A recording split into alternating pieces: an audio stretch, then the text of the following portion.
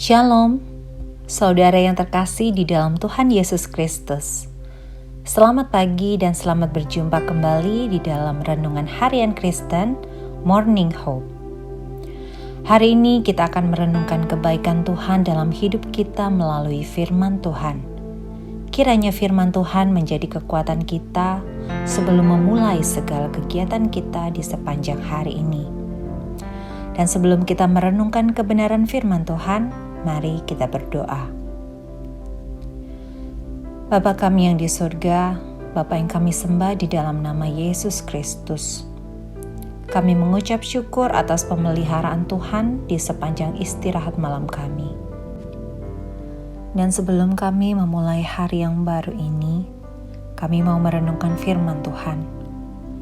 Kiranya Tuhan yang memimpin kami, agar kami semakin mengerti firman-Mu dan dapat melakukannya dalam kehidupan kami hari ini. Terima kasih ya Tuhan, kami siap untuk merenungkan firman Tuhan. Di dalam nama Tuhan Yesus Kristus kami berdoa. Amin. Saudara, dalam kehidupan sehari-hari, tanpa disadari kita sering menyangkal sesuatu. Bahkan dengan terang-terangan sekalipun, orang mengetahuinya. Hal ini sering dilakukan. Begitu juga dalam pengakuan akan Kristus Yesus.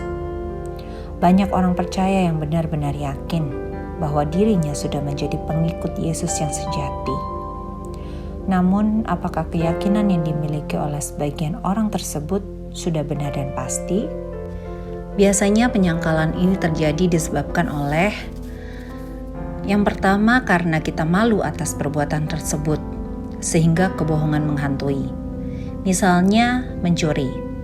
Kita sering menyangkali ketika ditanya oleh yang bersangkutan, tidak mau mendapatkan malu, atau ada keluarga kita yang mendapatkan perbuatan tercela, kita sering berkata bahwa tidak mengenal, sekalipun itu adalah anggota keluarga kita sendiri. Yang kedua, merasa tidak layak untuk mengakui sesuatu.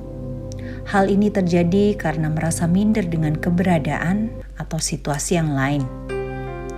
Nah saudara, dalam perenungan ini mengajarkan orang percaya tentang mengakui atau menyangkal Yesus. Kita perlu mengetahui bahwa setiap pilihan yang diambil oleh seseorang pasti ada akibatnya. Dalam mengakui Tuhan Yesus, ini pasti sangat sulit bagi setiap orang percaya, karena ini menyangkut kehidupan kita sehari-hari. Saudara, mengakui Tuhan Yesus artinya segala aspek kehidupan kita harus mengandalkan Dia, menyerahkan hidup ini sepenuhnya untuk dipimpin oleh Dia. Bukan hanya sekedar mengucapkan di bibir saja bahwa kita mengenal siapa itu Yesus. Bahkan sekalipun kita dalam keadaan suka dan duka, harus tetap mengakui dan percaya akan pertolongannya. Sikap setia dan taat atau konsisten sangat diperlukan dalam kehidupan kita. Sikap itu mesti kita wujudkan dalam kehidupan keluarga dan dalam kehidupan di lingkup yang lebih luas. Setia, konsisten, artinya tetap, tidak berubah-ubah, tidak mengikuti arah angin, tidak menyanyi mengikuti gendang orang lain. Setia, konsisten, artinya stabil, tidak pelin-pelan, tidak mudah berubah dan terpengaruh. Setia, konsisten juga berarti terang-terangan, tidak menyembunyikan diri, tidak bersikap abu-abu, tetapi tidak juga demonstratif dan secara arogan mempertontonkan kesiapaan kita.